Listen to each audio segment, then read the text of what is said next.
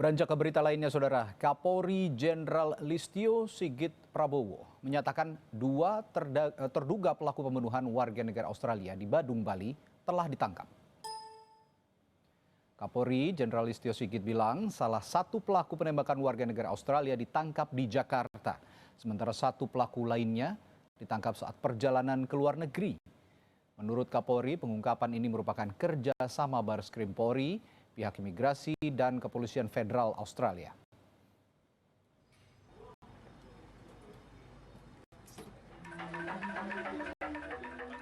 Penembakan warga negara Australia, saya sudah mendapatkan laporan dari Kapolda. Saat ini sudah diamankan. Satu sudah ada di Jakarta, satu lagi dalam perjalanan dari luar negeri. Akan masuk Jakarta.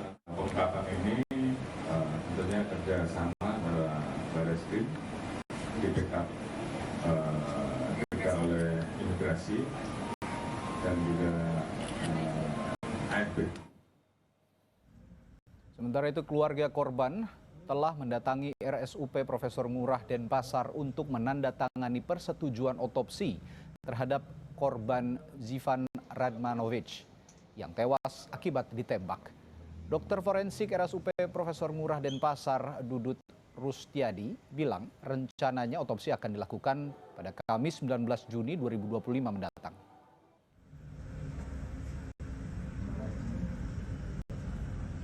Sudah datang ke forensik rumah sakit Ngurah untuk tanda tangan menyetujui dilakukannya otopsi terhadap almarhum suaminya. Hari Kamis pukul 9 pagi, karena saat ini kondisi masih membeku, jadi diperlukan waktu sekitar 1-2 hari untuk melunakkan kembali.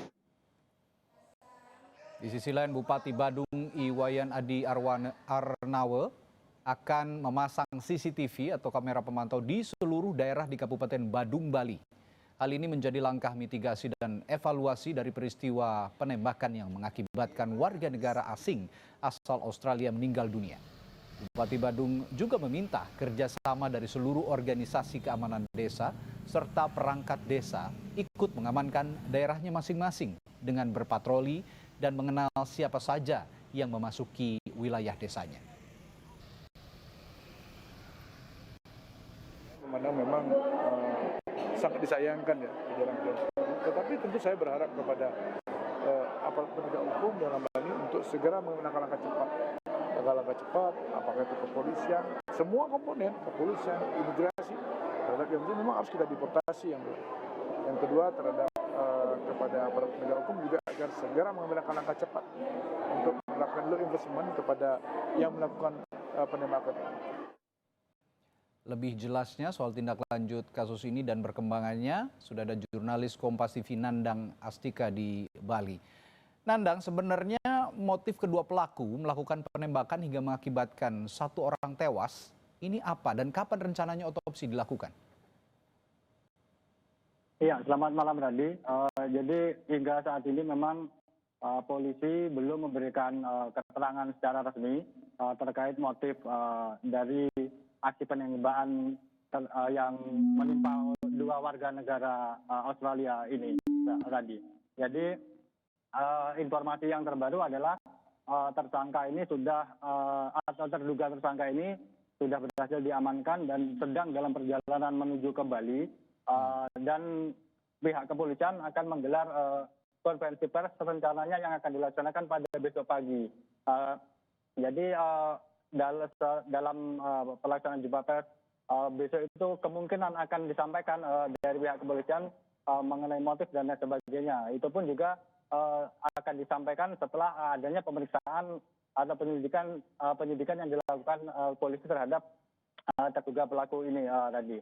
Terkait untuk otopsi jenazah korban, memang dari kemarin itu pihak forensik Rumah Sakit Prof. Ngurah Denpasar sudah menerima permintaan dari penyidik Polres Badung. Namun dari pihak rumah sakit belum bisa melaksanakan karena belum ada persetujuan dari pihak keluarga korban. Dan hari ini atau tepatnya siang tadi keluarga korban sudah mendatangi forensik Prof. Ngurah Denpasar untuk memberikan persetujuan dengan menandatangani surat pernyataan atau surat persetujuan dilaksanakan otopsi.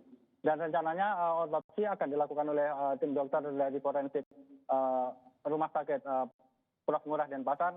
Rencananya akan dilaksanakan pada hari Kamis 19 Juli mendatang, Radi. Oke. Nandang, yang menarik juga setelah peristiwa ini terjadi, Bupati Badung Iwayan Adi Arnawo ini mengatakan akan memasang kamera pemantau di seluruh daerah di Kabupaten Badung maksud kami, dan juga meminta kerjasama seluruh organisasi keamanan desa serta perangkat desa ikut mengamankan daerahnya masing-masing dengan berpatroli dan melihat siapa saja yang memasuki wilayah desanya. Ini mulai efektif kapan akan dilaksanakan patroli, dan pemasangan CCTV yang sudah dikatakan akan dipasang ini juga akan efektif mulai kapan, Anda?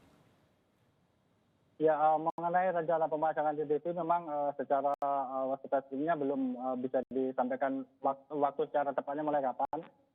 Tapi rencana ini memang sudah cukup sering disampaikan oleh pejabat di Bali sendiri, karena peristiwa kejadian seperti ini sebenarnya bukan yang pertama gitu. Yeah. Jadi memang ada tindak-tindak kriminalitas yang beberapa kali juga sudah terjadi di Bali, baik itu di Denpasar atau di Kabupaten Badung, dan dari pihak pemerintah pun kerap mewacanakan akan memasang CCTV itu. Dan ini sebenarnya juga akan menjadi pertanyaan yang menarik juga yang perlu kita gali lagi, Radi, apakah memang benar rencana atau wacana pemasangan CCTV ini akan benar-benar dilakukan seperti itu. Karena memang terlebih lagi kalau kita melihat case dari kasus penembakan ini terjadinya kan di dalam villa gitu. Jadi pertanyaannya berikutnya adalah penempatan pemasangan CCTV itu akan ditetapkan atau maksudnya akan diletakkan di bagian mana itu? Apakah hanya di kawasan wisata, di titik jalan atau di jalan-jalan raya seperti itu tadi? Tapi tentu saja untuk memberikan rasa aman, penambahan titik-titik pemasangan CCTV tentu penting, terutama di daerah-daerah yang rawan kriminalitas, daerah-daerah yang tidak terjangkau oleh pengawasan, yang cenderung gelap begitu, karena ini juga untuk menjaga Bali sebagai destinasi nomor 1 pariwisata di Indonesia. Terima kasih, Nandang Astika melaporkan langsung dari Badung, Bali.